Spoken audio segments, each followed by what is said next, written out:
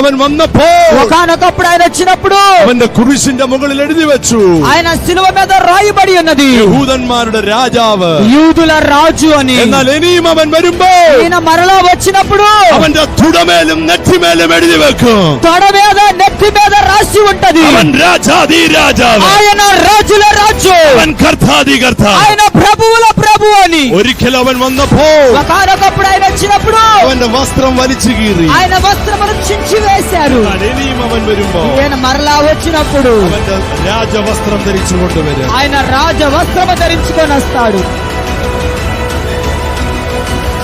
పరలోకపు గవినిలోకి వస్తే ముళ్ళ పొదలు కనబట్టలేదు, పరలోకపు గవినిలోకి వస్తే ఏడుపులు వినబట్టలేదు, పరలోకపు గవినిలోకి వస్తే ఏమంటే ఒంటరితనం కనబట్టలేదు. పరలోకపు గవినికి వస్తే నిన్ను స్నేహించువాడు ఒకడు కనబడుతున్నాడు, నీతో మాట్లాడేవాడు ఒకడు ఉన్నాడు.